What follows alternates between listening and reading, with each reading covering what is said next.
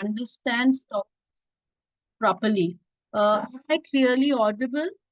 Just before I start, am I clearly audible? A quick yes will be good by everyone. All set? Okay, fair enough. So, without wasting any time, I'll just lay down the agenda of the day. Uh, what I want to cover is sector analytics, sector rotation, and market breadth analysis. And how do you do that using stockage? And how can you practically apply in the markets to find out strong stocks and strong sector in the markets? Okay. Along with that, I have my colleague Sunita with me. We'll be talking about strategies towards the end of this session.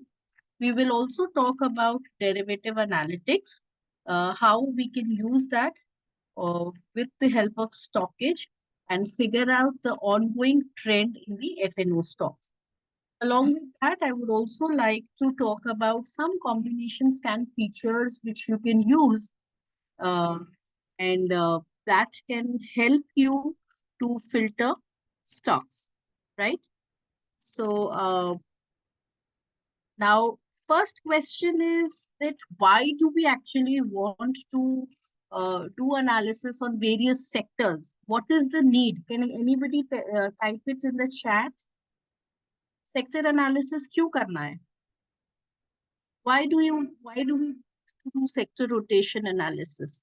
If we simply get stock ideas from investing themes and investment ideas from stockage, we get chart patterns, stock ideas from chart patterns also. We can filter out stocks using scans and combination scans.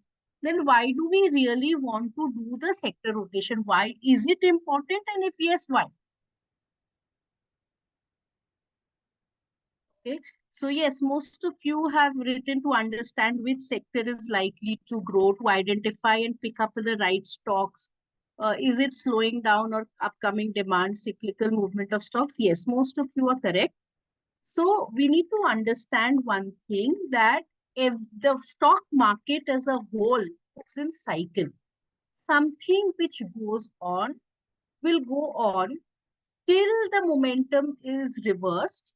Whereas something which is not moving, something which is lagging, something which is lacking momentum will continue to underperform. So if we speak about markets as a whole, liquidity plays a very important. Now, what do we mean by liquidity? Liquidity is basically the money flow. Now, money flow is again directly related to sentiments. Our sentiment, right? Market participants' sentiment. FIIs, BIIs, big people, big bulls, sentiments of them. So their sentiments have an impact, direct impact on liquidity. And this liquidity, whichever sector, whichever theme the market is bullish on or bearish on, continues to be that. So it is very important for us as a retail investor and a trader to understand that where is the sentiment going for on the broader sector so that we are in the right theme. Okay. I will also talk about how do you identify these. I'll give you a very simple example. Like if you talk about the metal sector, we all know that gold and silver has been rising constantly. The metal index overall is doing quite well. In fact, the Nifty has corrected today. It has also broken the 22,000 level, right? And the metal index is still strong, though it has corrected, but not as much as the other stocks, other sectors in the market. So you put that safe hedge, right? So if your money is parked in the right sector amongst the right stocks, the overall portfolio value is less likely to actually get impacted when the overall market is actually having a not a good time, if I would say. On the contrary, on good times, when the market is outperforming, market is making all-time high, So there also, if you are in the right sector, you actually outperform the markets by a very, very large margin. So, if you are in the right stocks in the small cap index, uh, you make return, your portfolio creates a return much, much higher than the overall Nifty, right? So I hope the objective is clear that why sector rotation. Now let's get straight to the stock and screen. Uh,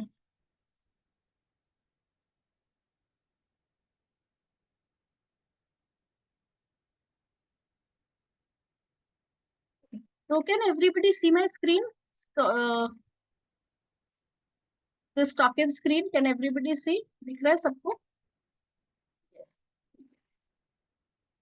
Thank you. Okay. So if you go on the home screen of Stockage, both on the app and the web, you will see under the Pro Analytics. So this is a part of the Pro feature, sector rotation and sector analytics. Okay. Now both of them are important. We use both these features to get into a complete holistic insight. Okay. Now, I have clicked on sector rotation.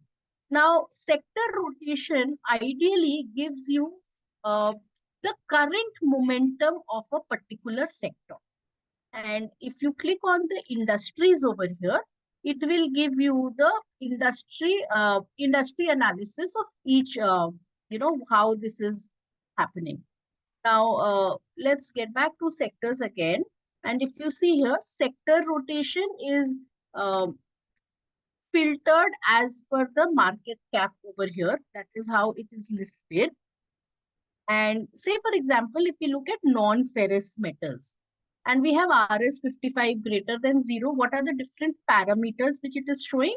RS55 greater than 0, RSI greater than 50, SMA 20, SMA 50, and SMA 100. Now let's get to these parameters first. What is this actually? So RS55 greater than 0. What does this mean? RS is relative strength of last 55 days. So 55 period ka RS is greater than 0. That means vis-a-vis Nifty index. Okay. So we can clearly understand that 98% of the stocks in the non-ferrous metal sector is outperforming the index because their RS55 is greater than 0. RSI 50, what does this mean? The momentum, relative strength index is something which is capturing the momentum of a stock.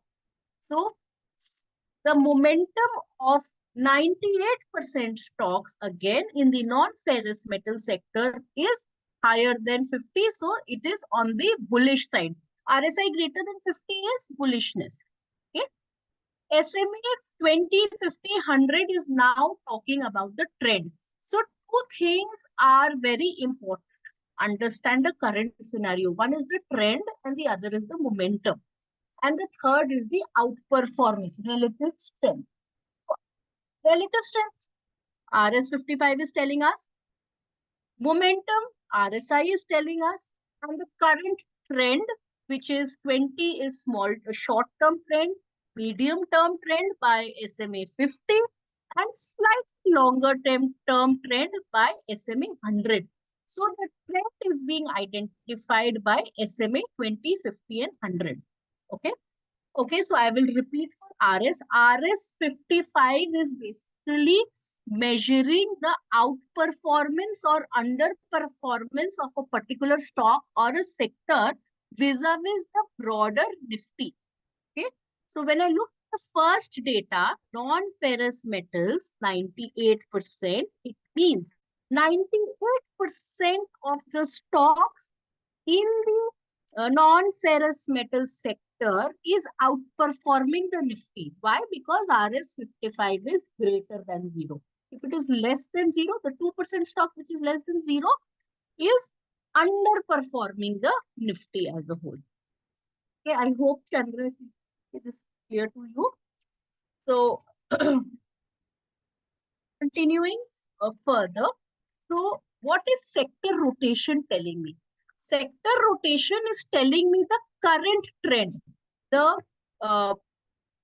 what is the current scenario of a particular trend, and can traders use this? Yes, traders actively should use sector rotation feature, and investors can also use this because to time their entry and exit. Okay. Now coming to the delivery part. What is this? Stop annotation, please.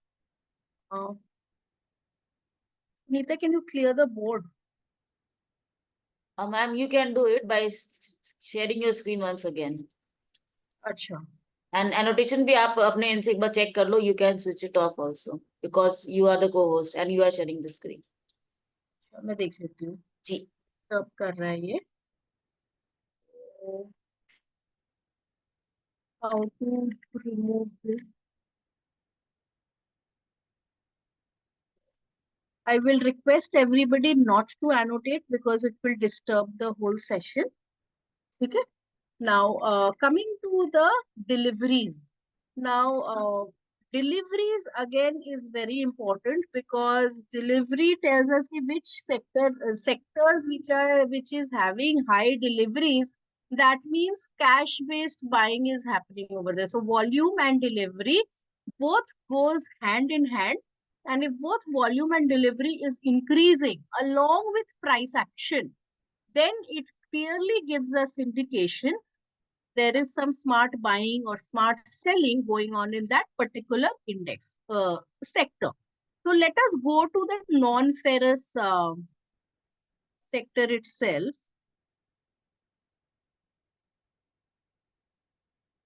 So non-ferrous metals, if we look here, this is as of yesterday. We just a minute.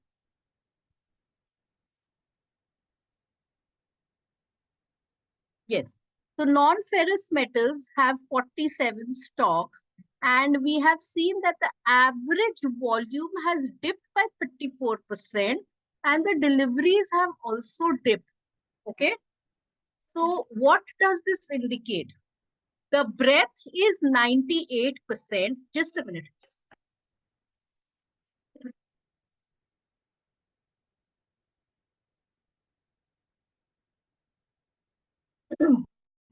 Right. So we can see that the RS55 and RSI 550 is all above 98%, 99%. Or upar jane ka, there is no scope. So is it very overbought? Possibly yes. Possibly yes.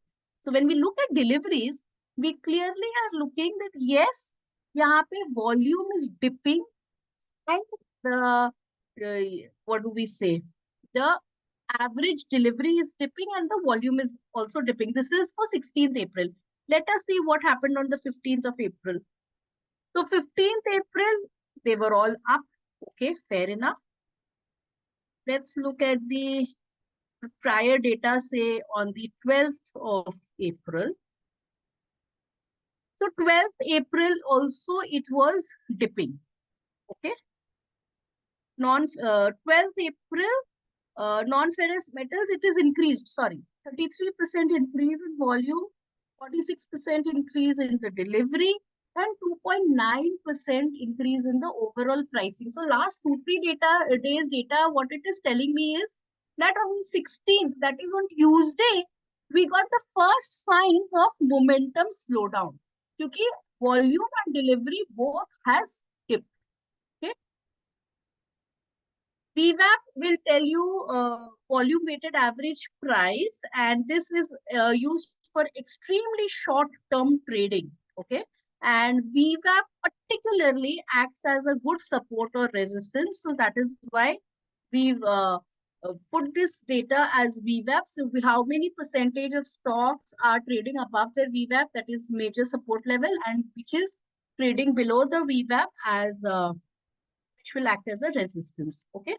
Now coming to sector rotation again, and coming to again that non-ferrous metals, if we look here, we see that on the 16th, only 43% of the stocks are trading above their VWAP, right? So this is also again a first sign ki why only 43. If the trend is very high, then this VWAP number should have been higher. So clearly, I am getting some indications that possibly that this sector is quite overbought. And let us look at what the individual stocks are telling us. Okay. So the entire non-ferrous metal sector is basically considering of 47 stocks, out of which it has been broken into aluminium and aluminium products and metal overall as non-ferrous. Okay, let's look at the larger what do we say, picture. Now, this was a basic understanding that what is happening in non-ferrous sector. Now, let's go to the second level of analysis. That is the technical lookout of all the stocks within the sector. Because strong stock ka pata chal gaya. We know that non-ferrous metal stocks is extremely bullish. The momentum is high. There is initial signs of slowdown. But can I figure out some strong stock? Is there any opportunity? So let us get into that. So this is now what we are doing is doing the sector rotation, getting into the second level of analysis into it, and we click on the technicals over there so that we get a clear snapshot of the comparison of all the companies. Okay. Now these feature, the sector rotation feature particularly, actively used by all traders and all investors and little inactive market participants. They should at least do it every week, if not every day. Okay. Now, when I come to the technicals, I am getting all the stocks which is listed over here very clearly. And if I look here, I can also see various parameters. So PD is previous day levels. What was the previous day levels? Now, weekly high and low is again important, because if the momentum is slowing down, which is the stock which is trading above the weekly high, it's important, right? So weekly high and low levels. Now, let's look at here. Vedanta is a stock which is trading above its previous week high. So obviously it is a high momentum stock. Okay. Nalco is midway, Gravita is midway, Ram Ratna wires again above the previous week high. So definitely this is again a strong stock. So how do you come to the screen? Again, as I said, back, I'm just showing you again. So I go to sector rotation. I was looking at the non-ferrous metal sector. I click on it and I open this screen. And under that, I can actually compare all stocks on the base of fundamental parameters like debt, enterprise value, sales, PAT, all of that. I went into the technicals, and the technicals I get 52-week high and all of that.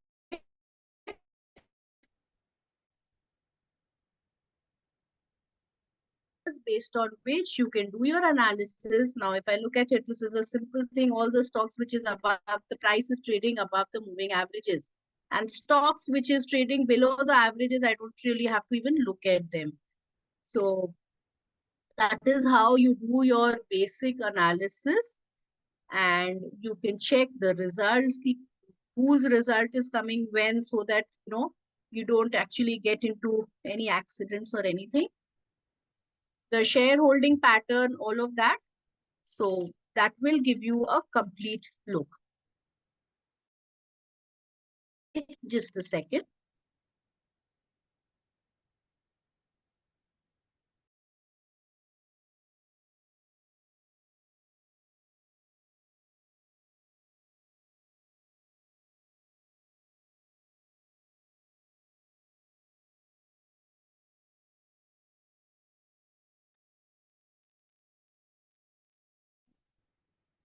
Okay. So coming back. So when I go to the non-ferrous metals sector and I click on results, what I see is the past result performance of all this. So this is basically a part of the sector analytics. So when I talk about sector analytics, so you can go straight away from technicals to results, and it is a part of sector analytics. Or simply what you can go is you can go out if you click on sector analytics, because the long-term investors will be more interested in this kind of data. So here you can actually check out different stocks, different sectors, and how they have been performing. So just getting back to the previous sector.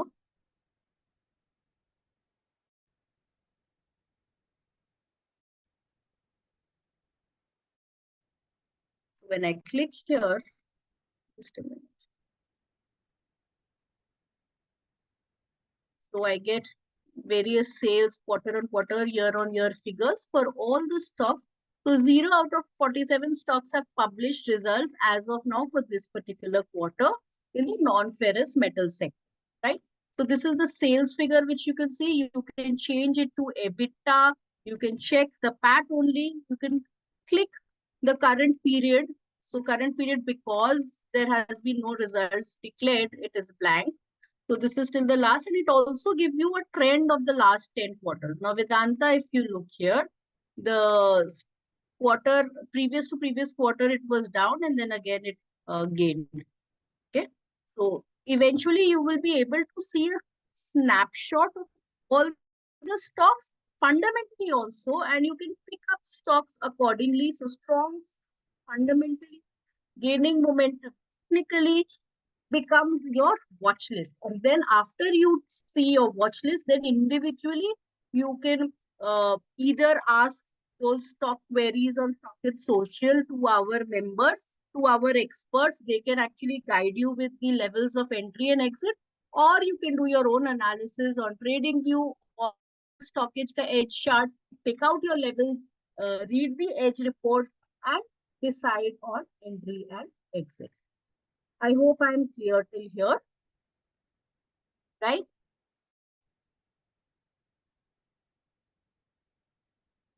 Now, how to ask a query on Stockit Social? I think I got that question by somebody. So I'll just show you. On Stockit Social, we have these doubt solving clubs. Under the fundamental club. So this is available only to our club members, where our experts answer all their queries real time during the market hours. So all these doubt solving clubs is where you can ask your queries. So suppose if you want a technical view on Vedanta, after doing all your sector analysis, you can simply go here and you can type in your view, say Mankind Pharma view, please. And the experts have answered the entire setup with support and resistance, all of that. Okay. So this is how you can get your queries answered. If you want to know about the fundamental of a particular company, you can ask that also in this particular fundamental club, and likewise our experts will answer them. So if you don't want to figure out yourself, you can simply ask about a stock. Our experts will help you, or you can do it yourself using technical charts and edge charts, other things, right? So this was all about sector rotation and sector analytics. Now coming to market breadth. Deepak ji, I'm sorry, I will not be able to take in individual stock questions during this particular session. You can absolutely ask this question in the Stockit Social under the fundamental or technical club or FNO club, wherever you need guidance. And yes, will help you with the answer. I'm sorry, will not take this particular question here. Okay. Now coming to market breadth, it is the screen is similar to sector rotation exactly. Just that instead of sectors, what we have is basic indices. So indices mein kya chal raha hai? What is the periodic high low? What is the advanced decline? Is what you get in the market breadth. Okay, so Nifty 50, yes, if you see today, market had been very, very volatile. It went above Tuesday's high and then again it came down. It broke 22,000. We have a closing below 20,000, which is an alarming sign. So, and considering today was Nifty expiry, uh, there was a lot of volatility. So, yes, so this is what is market breadth is talking of. So, breadth again talks about the momentum, the outperformance and underperformance based on RS. And we have SMA, simple moving average 50, SMA 100, and SMA 200. We don't have RSI in the market breadth because that is irrelevant. So when we talk about RS 55 is greater than 0.44% on Nifty 50, it is simply meaning that 44% of the stocks is outperforming on the Nifty 50 in the Nifty 50. In the Nifty Bank, 50% stock which is outperforming the index. So that's what is you can infer from this data. That is clear, right? You can also download this data using this down arrow button in an Excel, and you can do all sorts of analysis. Coming to derivative analytics, quickly, I'll not take too much of time since my colleague Amar is gonna take over and talk about strategies. Just derivative analytics gives us a very quick data about all the FNO stocks, about the open interest trend. What is happening? So say, for example, IDEA, the price is 12.95 and there's been a huge increase in the volume and delivery as well as the open interest, 56% increase in open interest, cumulative open interest, and the price has fallen down. So new short positions have been built in this particular stock. And lot size is, of course, 80,000 shares. So similarly, for all the FNO stocks, what is the open interest trend?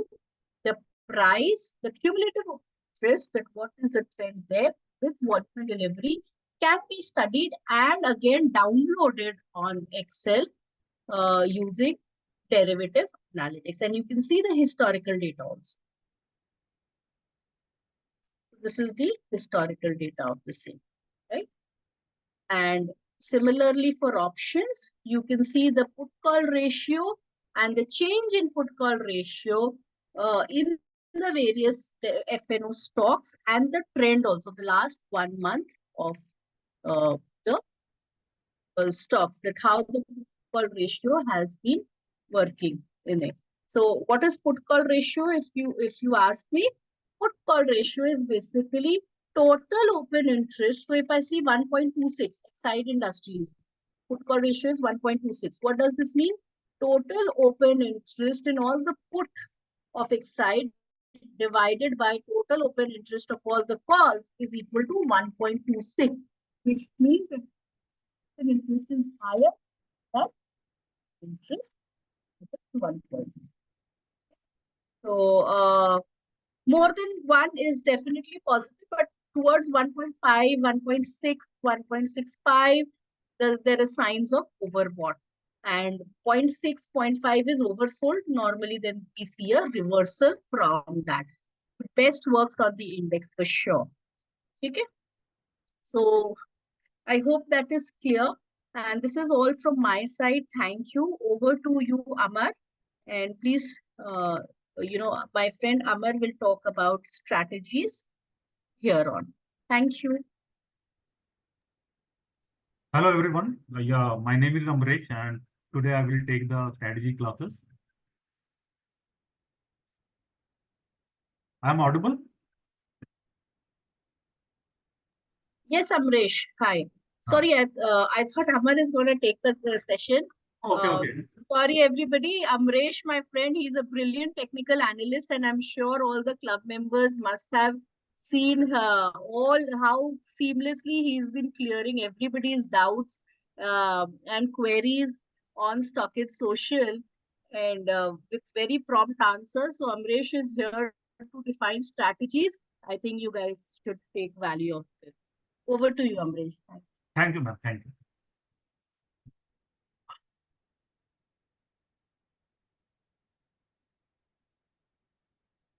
So हम लोग trading strategies के बारे में बात करेंगे, जो ये हमारे प्रीमियम एनालिटिक्स के पार्ट्स में आता है। तो आप यहाँ पे अगर जाते हैं तो you will find here 3 strategies.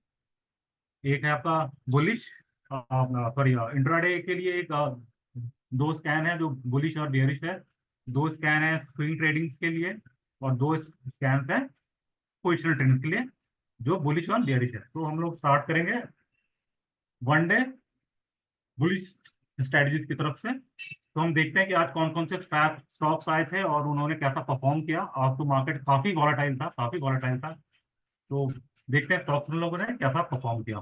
तो हमारे यहाँ पे 3 स्टॉक्स आए जो परफेक्ट मैच में है।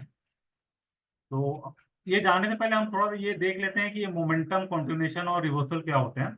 मोमेंटम होता है कि एक स्टॉक काफी बढ़ चुका है, लेकिन वहां पे एक माइल्ड करेक्शन आता है और फिर वहां से फिर वो नेक्स्ट अपना मोमेंटम कैरी करता है। और जो कॉन्टिन्यूएशन होता है वो होता है कि जो प्राइस है वो जनरली हायर और हायर हाई वो फॉर्म किए जा रहा है। और जो रिवर्सल होता है कि प्राइस काफी नीचे गिर चुका है और वहां से एक प्रोबेबिलिटी है कि वहां से एक रिवर्सल आ सकता है प्राइस में। तो देखते हैं ये तीनों स्कैन्स में कौन कौन से स्टॉक्स आए थे और उन्होंने कैसा परफॉर्म किया। तो यहाँ पे देखते हैं अमरा राजा बैटरी।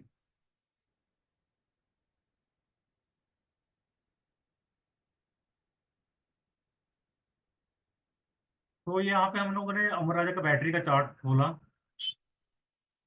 इस ट्रेड इस ट्रेडिंग स्ट्रेटेजीज का जो मेन पार्ट है कि हमको कहाँ पे ट्रेड लेना है और इसका रिस्क रिवॉर्ड क्या रहेगा, तो हम लोग पहले इसको जान लेते हैं। तो आप इंट्रो सेक्शन में आपको हमेशा मिल जाएगा कि आ, इस पूरे स्कैन का जिस्ट क्या है। तो आप यहाँ पे जैसे देख सकते हैं कि इस स्ट्रेटजी को हम कैसे ऑपरेट कर सकते हैं। तो जैसे हमारे पास अगर स्कैन्स आ गए तो हम 9:15 के बाद से उस स्टॉक को वॉच करेंगे, 9:30 तक उसको वॉच करेंगे और देखेंगे कि अगर प्राइस अपने 15 मिनट हाई को ब्रीच करता है कि ऊपर में, अगर अपने 15 मिनट का हाई के ऊपर वो ट्रेड होता है तो हम ट्रेड लेने की कोशिश करेंगे। और ये हम देख लेंगे कि ऐसा नहीं है कि प्राइस जस्ट उसको टच करके आ गया है, हम थोड़ा सा वेट कर लेंगे कि प्राइस वहां से 2-3 मिनट या 4 मिनट और थोड़ा सस्टेन करे 15 मिनट का हाई के ऊपर में, फिर हम वहां पर ट्रेड ले सकते हैं। और इसका रिस्क रिवॉर्ड रेशियो रहेगा 1 और 1:5 का।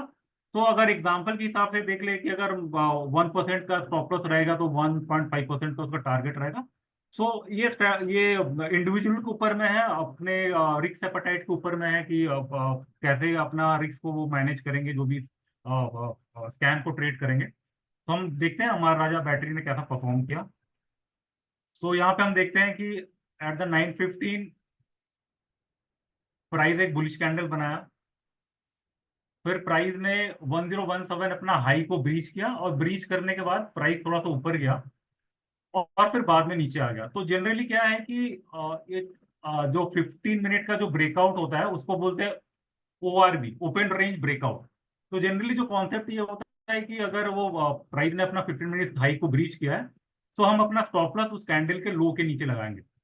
तो यहाँ पे अगर हम देख सकते हैं कि प्राइस यहाँ से ब्रीच किया, वो थोड़ा ऊपर गया बट ड्यू टू मार्केट का उतना वॉलिटिलिटी था और थोड़ा डाउन ट्रेंड भी था तो प्राइस वहां से थोड़ा नीचे आ गया। तो यहाँ पे ये एक माइल्ड लॉस में ही बंद हुआ है, ना इधर प्रॉफिट में बंद हुआ और ना ही लॉस में बंद हुआ। फिर हम यहाँ पे दूसरा स्टॉक देख लेते हैं, जुबिलेंट आया हुआ यहाँ पे।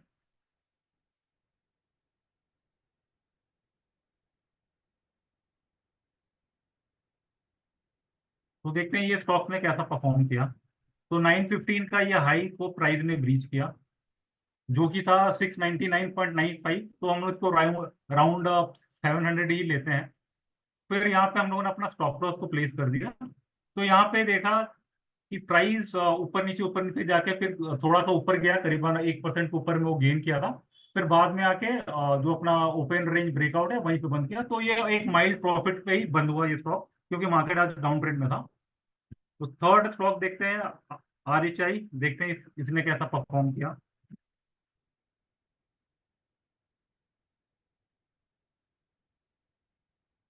तो RHI ने भी अपना ब्रेकआउट यहाँ पे दिया हुआ था जो था 649.90। तो इसको हम राउंड फिगर में 650 लेते हैं। तो 650 से प्राइस ने 657 का हाई किया और फिर निफ्टी का वीकनेस के लिए प्राइस आ गया। तो जनरली इसने अपने लो को ब्रीच कर दिया, तो यहाँ पे स्टॉप लॉस हमारा ट्रिगर हो गया।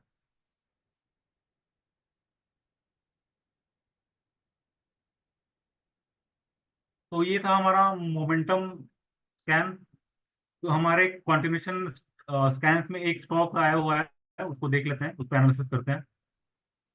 स्टार्लिंग एंड विल्सन आया हुआ था।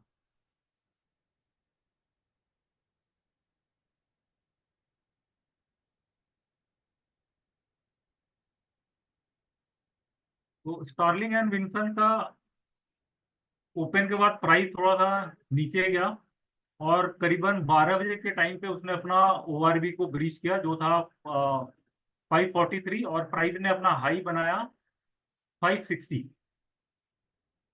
तो यहाँ पे नियर बाई 1% तक प्राइस मूव किया था, लेकिन ड्यू टू फिर मार्केट वीकनेस प्राइस नीचे आ गया, और प्राइस ने अपना स्टॉप लॉस को ब्रीच नहीं किया। तो ये almost no no profit no loss में ये ट्रेड अपना बंद हुआ।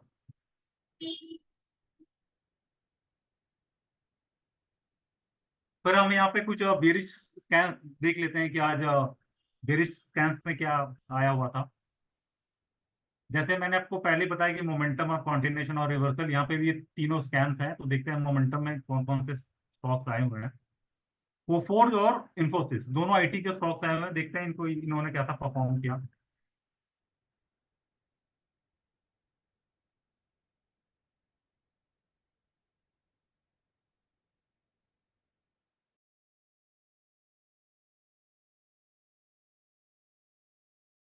क्योंकि हम लोग अपने सेल साइड में पोजीशन बनाने का ट्राई कर रहे हैं, तो हम ट्राई करेंगे कि प्राइस अपने 15 मिनट का जो लो है उसको ब्रीच करे। तो यहाँ पे हम थोड़ा सा देख लेते हैं कि इसका ट्रेडिंग सेटअप क्या है, कैसे ट्रेड किया जा सकता है इसमें।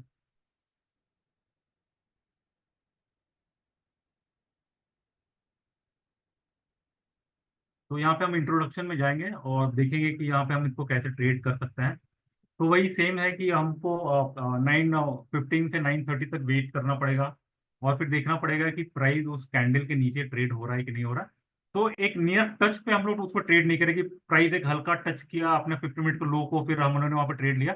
हम लोग 1-2 मिनट उसको देखेंगे कि वो ट्रेंड को फॉलो कर रहा है कि नहीं। अगर वो डाउन ट्रेड में है तो ट्रेंड को फॉलो कर रहा है कि नहीं। तो 1-2 मिनट हम लोग वेट कर लेंगे कि प्राइस 50 मिनट लो के नीचे जा रहा है कि नहीं। और जो रिस्क रिवॉर्ड था वो 1:5 का है। जैसे मैंने बताया कि अगर 1% का स्टॉप लॉस अपना स्टॉप लॉस रहेगा, तो टेक प्रॉफिट 1:5 का रहेगा। और जो अपने रिस्क रिवॉर्ड के हिसाब से लोग अपना ट्रेड उसको कर सकते हैं। तो देखते हैं कोफोर्ज ने कैसा परफॉर्म किया।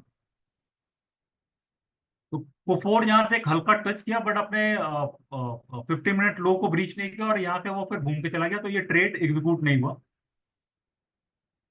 हमारा सेकंड स्कैन आया है इन्फोसिस।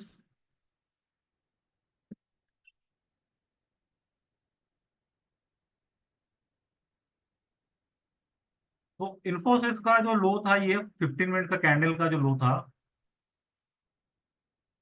वो था 1407.50। तो 140 को पकड़ते हैं, सॉरी 7 ही पकड़ते हैं। तो प्राइस ने अपने लो को ब्रीच नहीं किया पूरे दिन भर में, प्राइस ने अपने लो को ब्रीच नहीं किया। तो ये ट्रेड एग्जीक्यूट नहीं हुआ। फिर हमारा कंटिन्यूशन स्कैन में देखते हैं क्या स्टॉक्स है हुए। एक होसना कंज्यूमर है हुआ, देखते हैं इसने कैसा परफॉर्म किया।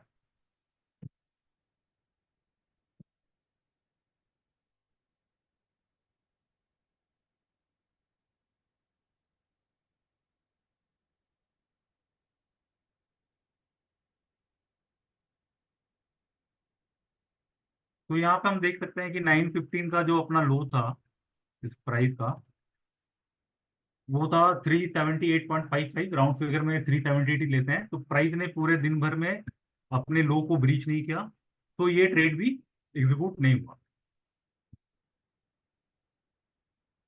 फिर हम अपने दूसरे स्कैन पे जाते हैं। सॉरी। तो यहाँ पे नो स्टॉक फाउंड, इसमें कोई स्टॉक नहीं आया। फिर हम आगे बढ़ते हैं अपने स्विंग ट्रेडिंग की तरफ। तो पहले हम देख लेंगे कि स्विंग ट्रेडिंग में क्या क्या है। अपना मोमेंटम, कंटिन्यूशन और रिवर्सल, जो मैंने पहले बताया कि मोमेंटम होता है कि प्राइस एक काफी अच्छे मोमेंटम में है और थोड़ा सा एक माइल्ड करेक्शन उसमें आया और फिर वहां पे हम लोग री एंट्री का ट्राई करेंगे। कंटिन्यूशन है कि प्राइस हायर हाई बनाया जा रहा है और फिर वहां से एक ट्रेड लेने की कोशिश करेंगे।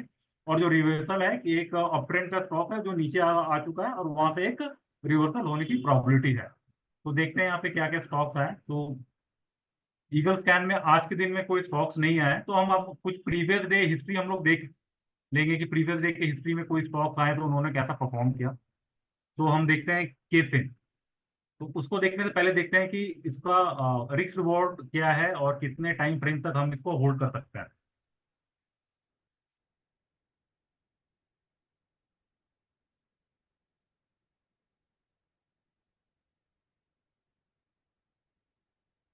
तो यहाँ पे हम इंट्रोडक्शन में हम लोग यहाँ पे देखेंगे। तो इस ट्रेड में हम 2 दिन से 30 दिन का ट्रेड इसमें हम लोग बना सकते हैं। ठीक है। इसका रिस्क रिवॉर्ड रेशियो रहेगा 1:2 का। मीन्स अगर 5% का अगर स्टॉप लॉस है तो 10% का टेक प्रॉफिट रहेगा। ठीक है। और लेंथ ऑफ द ट्रेड है 2 दिन से 30 दिन के अंदर, मतलब 30 दिन तक इस ट्रेड में हम लोग बने रह सकते हैं। तो देखते हैं कि इसमें क्या क्या स्टॉक्स आए हुए हैं और इन्होंने कैसा परफॉर्म किया। सो यहाँ पे देखते हैं कि 16 को HDFC एसेट मैनेजमेंट आया हुआ है जो। तो देखते हैं इसमें कैसा, मतलब इसमें अगर ट्रेड हमको लेना है तो हम लोग कैसा सेटअप बना सकते हैं।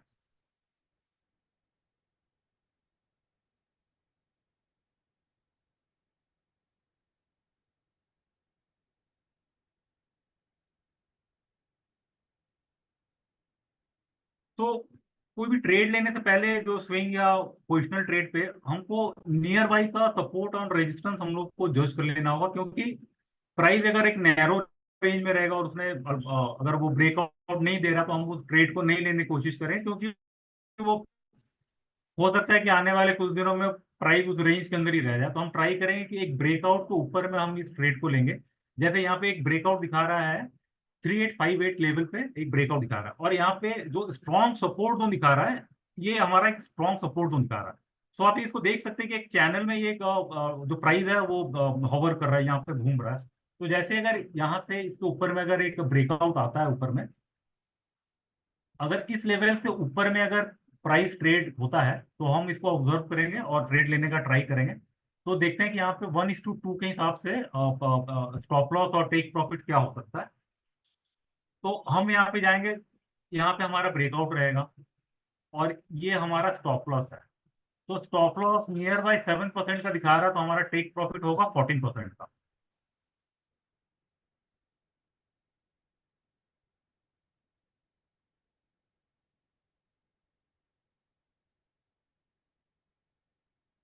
तो अगर प्राइस इस रेंज को ब्रेक करता है अपना 3858 का, तो हम इसका 3586 का लेवल का स्टॉप लॉस लगा सकते हैं और 14% का टारगेट का वेट करेंगे। और जो है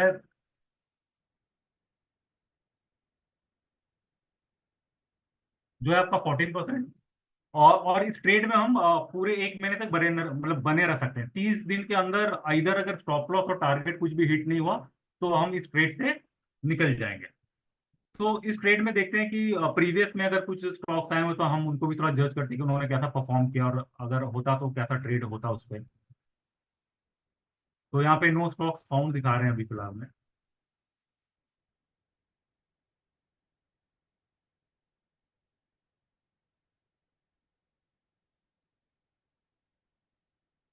तो प्रीवियस हिस्ट्री में ये सिर्फ HDFC एसेट मैनेजमेंट आया हुआ था जो 16 अप्रैल को था और अभी तक ये एग्जीक्यूट नहीं हुआ क्योंकि प्राइस ने अपने रेजिस्टेंस लेवल को ब्रीच नहीं किया।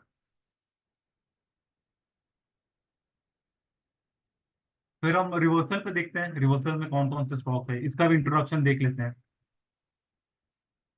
यहाँ पे भी वो सेम है 1:2 का रिस्क रिवॉर्ड रेशियो है। मीन्स अगर 5% का स्टॉप लॉस रहेगा तो 10% का हमारा रिस्क रिवॉर्ड रहेगा।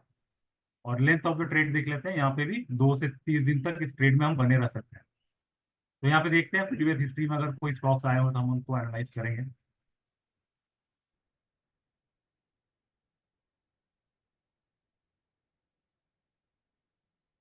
तो नो स्टॉक फाउंड आ रहा है क्योंकि मार्केट फिलहाल में अभी थोड़ा डाउन ट्रेंड में ही है, तो स्टॉक रिवर्सल में स्टॉक नहीं आ रहा है। और फिर हम देख रहे हैं पोजिशनल बुलिश स्ट्रैटेजीज। तो यहाँ पे भी तीन ही है, मोमेंटम, कॉन्टिन्यूएशन एंड रिवर्सल, जो मैंने बताया आपको। तो देखते हैं मोमेंटम में कौन कौन से स्टॉक्स हैं और इसको कैसे हम लोग ट्रेड कर सकते हैं, इसका लेंथ ऑफ ट्रेड क्या होगा। तो यहाँ पे जो कि ये मोमेंटम स्कैन है, इसका रिस्क रिवॉर्ड रेशियो 1:3 का है। एग्जाम्पल पे अगर 5% का स्टॉप लॉस बनता है तो हमारा टेक प्रॉफिट होगा 15% का।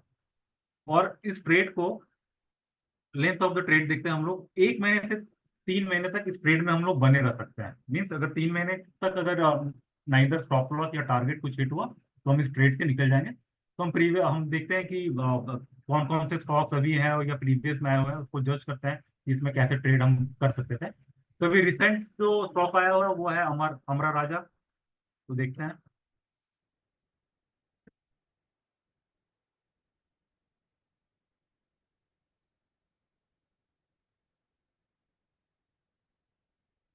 तो यहाँ पे देख लें कि 16 को ये स्टॉक कैन में आया था, 17 को मार्केट बंद था, आज मार्केट खुला। सो ये है हमारा 16 के दिन जो कैंडल बना हुआ था। तो यहाँ पे हम क्लियरली देख सकते हैं कि प्राइस ने एक ब्रेकआउट यहाँ पे दिया हुआ है। तो प्राइस ने एक ब्रेकआउट दिया हुआ है, तो नेक्स्ट दिन हम जब ट्रेड लेंगे, मीन्स आज के दिन में ये ट्रेड हम यहाँ पे ले सकते थे। ठीक है, क्योंकि इसने अपना प्रीवियस डे के हाई को ब्रीच किया और प्राइस इसके ऊपर में है। तो यहाँ पे स्टॉप लॉस हम कैसे जज करेंगे? तो जो कि यहाँ पे आ, यहाँ पे आप देख सकते हैं कि ये जो एरिया है यहाँ पे, ये जो एरिया है, ये एरिया है, और जो ये एरिया है, तो नियर बाई इस एरिया पे एक अच्छा एक मींस सपोर्ट लेवल एक बन सकता है, राइट। तो इसको मैंने लाइन चार्ट में कन्वर्ट किया, कि इजीली वो विजिबल हो जाए कि कहाँ पे नियर बाई के सपोर्ट हमको दिख रहा है।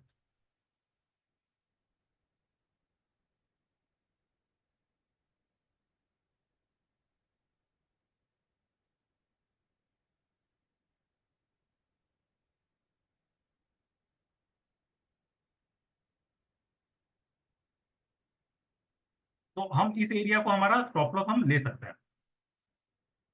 तो प्राइस एग्जीक्यूशन हुआ इस लेवल पे, और हमारा स्टॉप लॉस आ रहा है नियर बाई 8% का। तो 24% का टारगेट का हम इसमें वेट कर सकते हैं,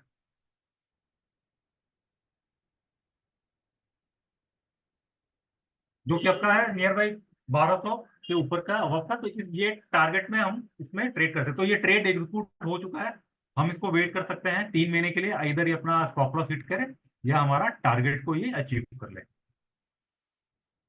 इसमें प्रीवियस हिस्ट्री में देखते हैं कि कुछ अगर स्टॉक्स आए हुए हैं, इन्होंने पास्ट हिस्ट्री में कैसा परफॉर्म किया। तो यहाँ पे आईआरबी इंफ्रा और करूर वैश्य बैंक आया हुआ है, जो 5 अप्रैल को है। तो देखते हैं इन्होंने कैसा परफॉर्म किया। हालांकि मार्केट डाउन है, फिर भी हम इसको जज करते हैं।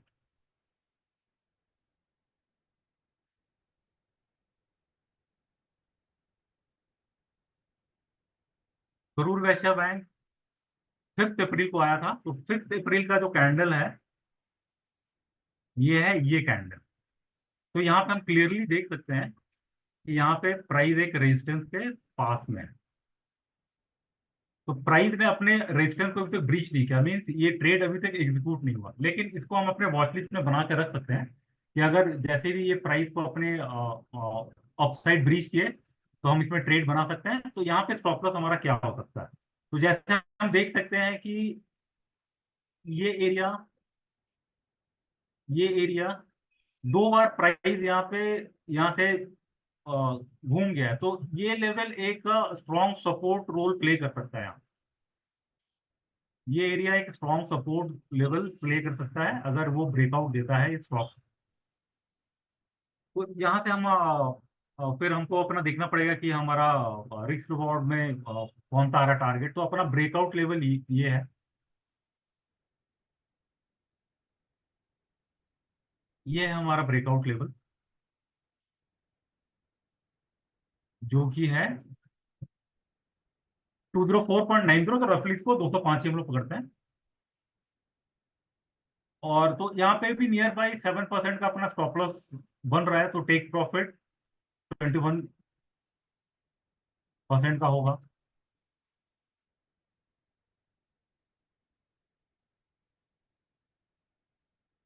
तो नियर बाई 247 245 पे इसका टारगेट आ रहा है।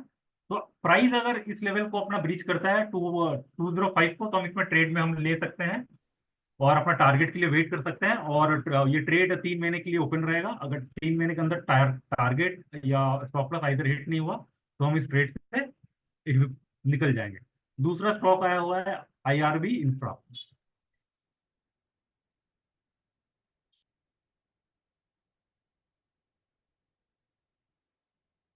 तो IRB इंफ्रा स्टॉक्स, इस कैंडल पे 5 Jan को हमारा स्कैन आया था। तो हम ट्राई करेंगे कि इसके ऊपर ट्रेड लेने के लिए, लेकिन हम देखेंगे कि सामने का रेजिस्टेंस क्या है। तो यहाँ पे ये क्लियर विजुअल है कि यहाँ पे इसका एक रेजिस्टेंस है। प्राइस ने अपने रेजिस्टेंस को जस्ट टच किया, इस पे क्लोज नहीं दिया या यहाँ पे रुका नहीं, प्राइस फिर वहां से नीचे आ गया, तो ये ट्रेड एग्जीक्यूट नहीं हुआ। फिर भी हम इसको हमारे वॉच लिस्ट में हम लोग रखेंगे देखने के लिए कि कि अगर अपना जो ब्रेकआउट अपना स्विंग है 73 लेवल का, ये अगर ब्रीच करता है तो हम इसमें ट्रेड में बन सकते हैं। तो यहाँ पे हमको जज करना होगा कि यहाँ पे स्टॉप लॉस क्या हो। तो यहाँ पे एक नियर बाई सपोर्ट दिखा रहा है कि ये स्टॉप लॉस हो सकता है, बट ये बहुत छोटा है। ये स्टॉप लॉस बहुत छोटा है कि प्राइस, क्योंकि मार्केट काफी वॉलेटाइल है, प्राइस ऊपर जाके कभी भी नीचे आ सकता है, तो ये छोटा स्टॉप लॉस हमारा कभी भी ट्रिगर हो सकता है। तो हमको यहाँ पे देखना पड़ेगा कि यहाँ पे मेजर और क्या सपोर्ट जोन है। तो यहाँ पे अपने को दिख रहा है कि ये और एक सपोर्ट जोन है जहाँ पे प्राइस खड़ा हुआ है। तो हम इसको जज करेंगे कि हमारा स्टॉप लॉस और टारगेट यहाँ पे क्या होगा। तो यहाँ पे 10% का हमारा करीबन टारगेट बन रहा है, तो 30% का हमारा टेक प्रॉफिट रहेगा यहाँ पे।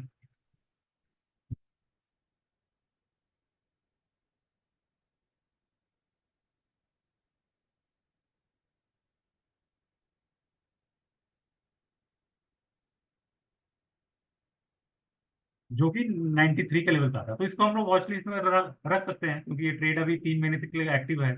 तो ये अगर अपना 73 लेवल को ब्रीच करता है, तो हम इसमें ट्रेड में ले सकते हैं। और एक दो एग्जांपल इसमें से देख लेते हैं। एक साइड देखते हैं, एक साइड ने कैसा परफॉर्म किया है।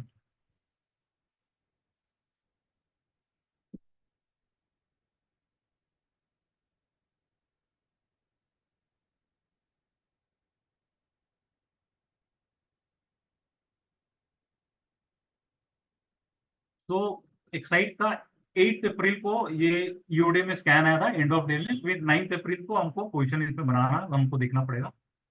तो हमको देखना पड़ेगा 8 अप्रैल कौन सा दिन। तो 8 अप्रैल ये कैंडल फॉर्म हो रहा है।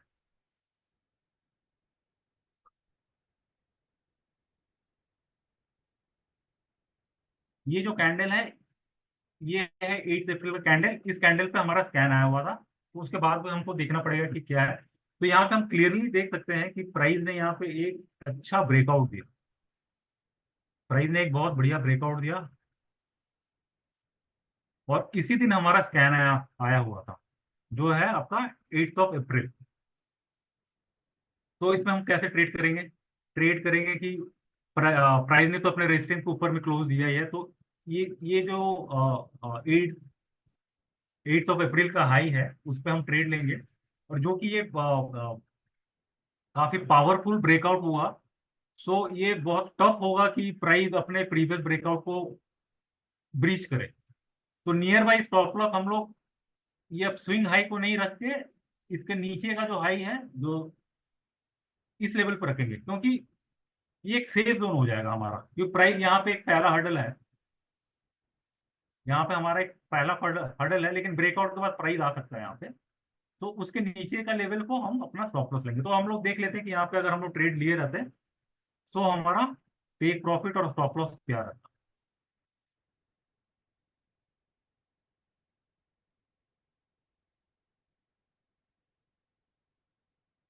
तो यहाँ पे करीबन 9.5% का हमारा स्टॉप लॉस आ रहा है, तो इसको राउंडली 10% पकड़ते हैं, तो यहाँ से 30% का हमारा प्रोबेबिलिटी रहेगा प्राइस का जाने का। तो नियर बाई 495 हमारा टारगेट रहेगा, जो प्राइस ऑलमोस्ट नियर बाई वहीं पे आ ही गया है, शायद आने वाले दिन में अपना टारगेट को भी हिट कर ले। यहाँ पे और एक स्टॉक देख लेते हैं, हिताची देख लेते हैं।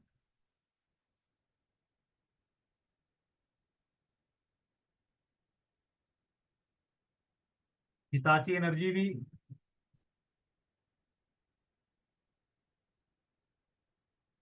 8 अप्रैल को हमारे स्कैन आया था, जो ये कैंडल था। तो यहाँ पे हम इसको क्लियरली देख सकते हैं कि ये भी एक ब्रेकआउट ही है, क्योंकि ये अपने प्रीवियस स्विंग को 8 तारीख के 8 तारीख को इसने अपने प्रीवियस स्विंग को इसने ब्रीच किया। तो यहाँ पे हमको अपना स्टॉप लॉस जज करना होगा। तो ये लेवल एक सेफ जोन मान सकते हैं, क्योंकि प्राइस ने यहाँ से एक ब्रेकआउट दिया था, जो जो ये लेवल है, यहाँ से भी प्राइस ने एक ब्रेकआउट दिया था। तो ब्रेकआउट होने के बाद ये एक स्ट्रॉन्ग एक सपोर्ट जोन यहाँ पे बन जा रहा है।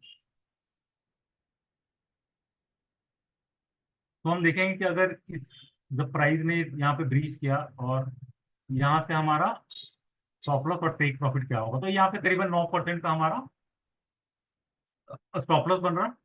तो यहाँ पे 27% का टारगेट हम अज्यूम कर सकते हैं कि प्राइस करे। सो ये नियर बाई 9,500 दिखा रहा है। तो प्राइस एक अप मूवमेंट में है, और कैंडल स्ट्रक्चर तो लग रहा है कि आने वाले दिन में प्राइस अपने टारगेट को अचीव कर लेगा।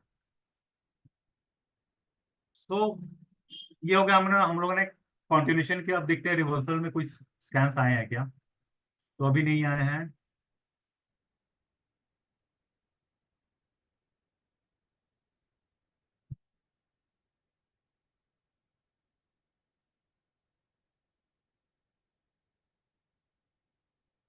नवीन आया हुआ है, एक बार नवीन को जज कर लेते हैं, नवीन ने कैसा परफॉर्म किया।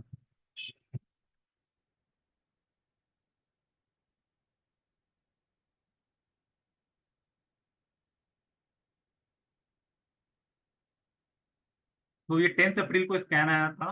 तो 11 अप्रैल को हमको, या उसके नेक्स्ट वाले दिन हमको देखना पड़ेगा कि कैसे हम इस पर ट्रेड ले सकें। तो 10th ऑफ का कैंडल, ये था अपना कैंडल। ये जो कैंडल है, ये कैंडल के दिन हमारा स्कैन आया हुआ। तो यहाँ पे हम क्लियरली देख सकते हैं कि ये भी एक ब्रेकआउट है। यहाँ पे भी इस प्राइस ने एक ब्रेकआउट दिया है, और देने के बाद ये स्कैन पे हमारे पास आया है। तो प्राइस ने ब्रेकआउट दे दिया, तो यहाँ पे हम अपना नियर बाई स्टॉप लॉस ढूंढेंगे कि हमारा नियर बाई स्टॉप लॉस क्या हो सकता है।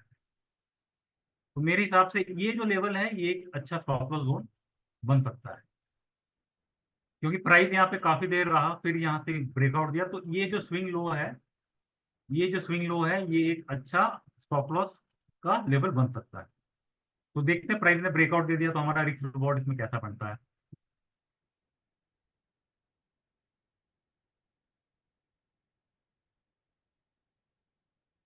तो यहाँ पे करीबन 7% का हमारा स्टॉप लॉस आ रहा है।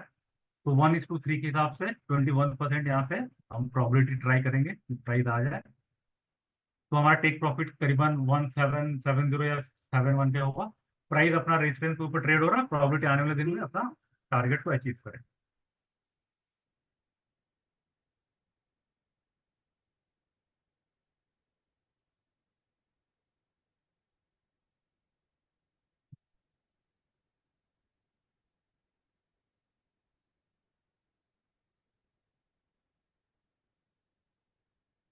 तो फिलहाल में और कोई स्कैन नहीं है, तो हम लोगों ने स्कैन पार्ट को कंप्लीट किया है। अब हम लोग देखेंगे कि stock to watch.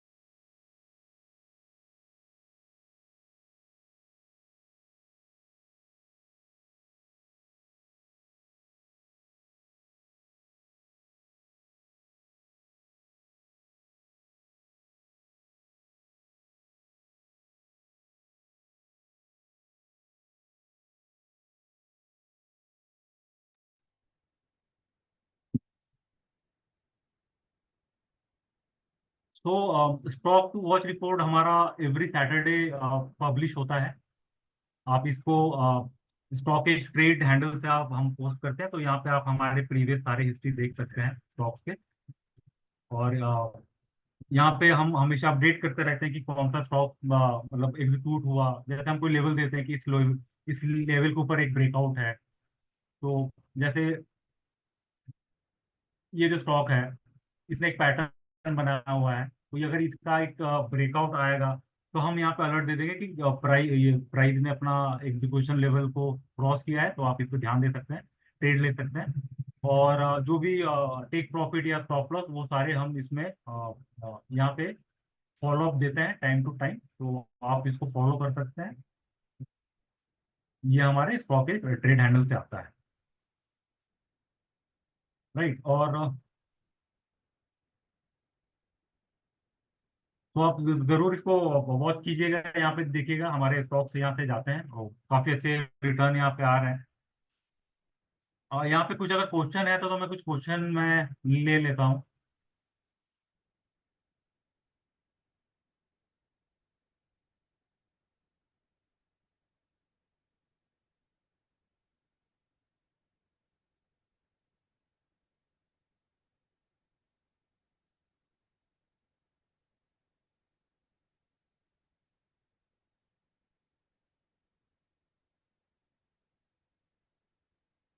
Chandra sir बोल रहे लॉन्ग टर्म स्टॉक आइडेंटिफाई कैसे करें। सर आप हमारे जो पोजिशनल जो स्टैंड है आप उसको फॉलो कर सकते हैं, लेकिन उसका ड्यूरेशन 3 मंथ के लिए होता है। और आपको अगर लॉन्ग टर्म के लिए कुछ चाहिए तो आप हमारे इन्वेस्टिंग जो आइडियाज हैं, इन्वेस्टिंग आइडियाज है, आप यहाँ से लॉन्ग टर्म के स्टॉक्स को आप यहाँ पे देख सकते हैं। जैसे जो हमारे जो केस स्टडीज वगैरह आते हैं, जैसे अभी मारुति का आया हुआ है, टेक महिंद्रा का आया हुआ है, तो आप ये सब फॉलो कर सकते हैं।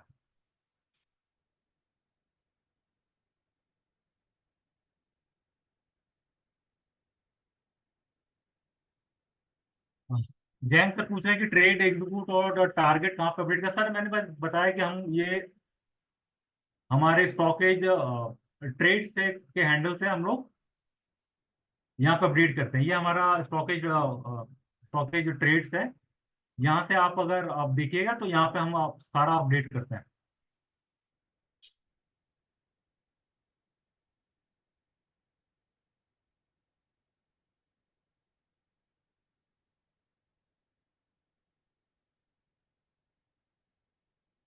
अच्छा, ईगल स्ट्रैटेजी जानना चाह रहे हैं, ठीक है, मैं ईगल स्ट्रैटेजी एक बार मैं और एक बार कर लेता हूँ।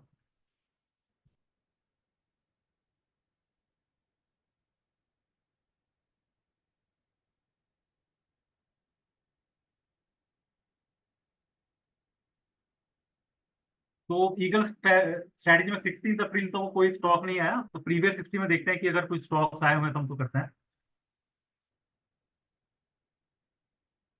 तो 5 अप्रैल से हम लोग स्टार्ट करते हैं ईगल का। तो 5 अप्रैल को केफिन टेक आया हुआ था, देखते हैं कि प्राइस ने ऐसा कैसा परफॉर्म किया।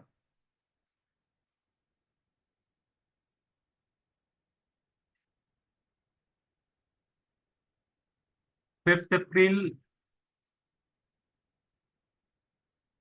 5 अप्रैल का जो स्कैन आया था वो इस कैंडल पे आया हुआ था, इस कैंडल पे आया हुआ था स्कैन।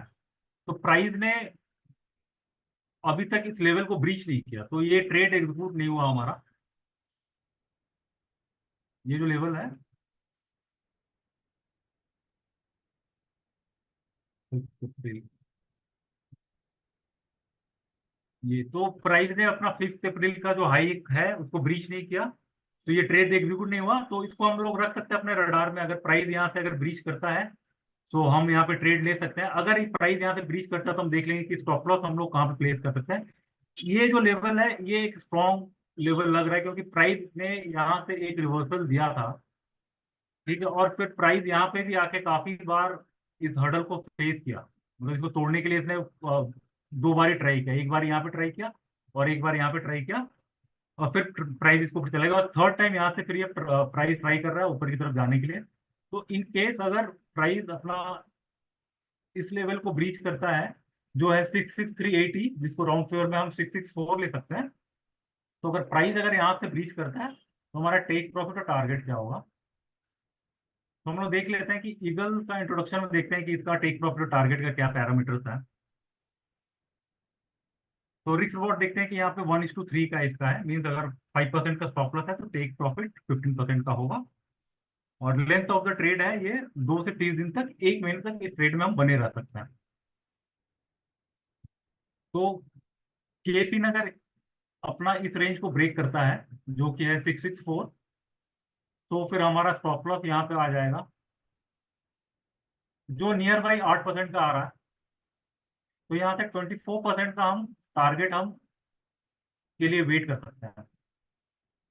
तो नियर बाई 828-825 आ रहा है। तो अगर प्राइस अगर अपने इस लेवल को 664 लेवल को ब्रीच करता है तो हम इस पर ट्रेड ले सकते हैं। तो इसको हम अपने वॉच लिस्ट में लगा सकते हैं।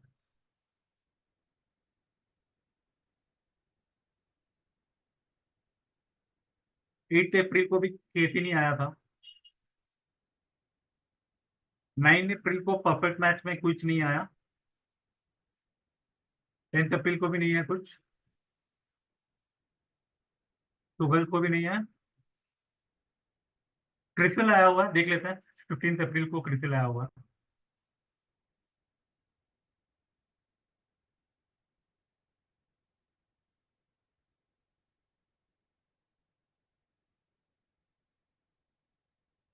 तो 15 अप्रैल का ये रहा अपना कैंडल, ये रहा अपना कैंडल। इस दिन हमारा स्कैन आया हुआ था। तो यहाँ पे हम लोग देख लेंगे कि अगर नियर बाई इसका रेजिस्टेंस कौन सा है। तो ये काफी थोड़ा सा कॉम्प्लेक्स है क्योंकि प्राइस इस रेंज को काफी दिन है और एक नैरो रेंज बनाया है। तो इन केस अगर प्राइस इस लेवल को ब्रीच करता है जो कि है 4950, तो हम इसमें ट्रेड ले सकते हैं। तो ये लेवल पे अगर हमारा ब्रेकआउट आता है, इस लेवल के ऊपर में अगर ब्रेकआउट आता है तो हम इस ट्रेड में बने रह सकते हैं। तो यहाँ पे हमारा ढूंढना पड़ेगा कि नियर बाई स्टॉप लॉस क्या हो सकता है। तो प्रीवियस जो ब्रेकआउट था यहाँ पे आप देख सकते हैं कि इस लेवल पे प्राइस ने अपना प्रीवियस ब्रेकआउट दिया था। तो इस लेवल को हम अपना स्टॉप लॉस बना ले सकते हैं। तो अगर अपकमिंग डेज में प्राइस इस लेवल को ब्रीच करता है तो देख लेते हैं कि हमारा रिस्क रिवॉर्ड कैसा बैठेगा। तो यहाँ पे करीबन 6% के नियर बाई हमारा स्टॉप लॉस बन रहा है। तो 18% का टारगेट हम यहाँ पे उम्मीद कर सकते हैं कि प्राइस अगर यह अपना रेजिस्टेंस को ब्रीच करता है तो 18% जा सकता है।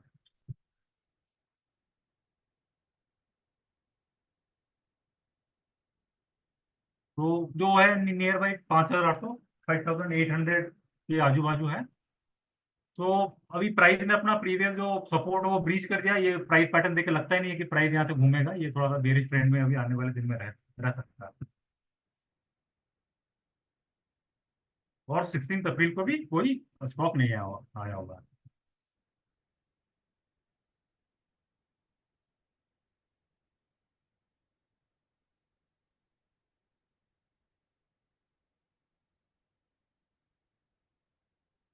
सर पार्थ सर, आप क्लब में पूछ सकते हैं सर, विवेक सर के स्कैनर हम आपको वहीं से हम लोग शेयर कर देंगे। Sunita, I think I am done.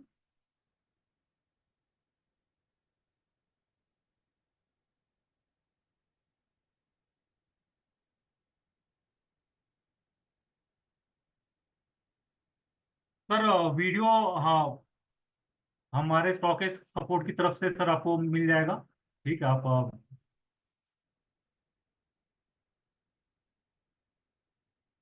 Sir आप जो कॉम्बो स्कैन का जो पीडीएफ सर आप क्लब में पूछे सर, हम लोग वहां से आपको प्रोवाइड कर देंगे। यहाँ से तो प्रोवाइड नहीं कर सकते हैं।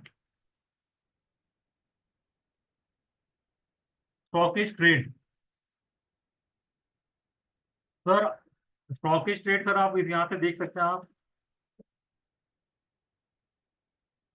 आप सर यहाँ पे स्टॉकेज मारिएगा, यहाँ पे स्टॉकेज ट्रेड आ जाएगा आप सर्च में। तो यहाँ से आप स्टॉकेज ट्रेड्स के जो जितने पोस्ट है आप यहाँ से देख सकते हैं।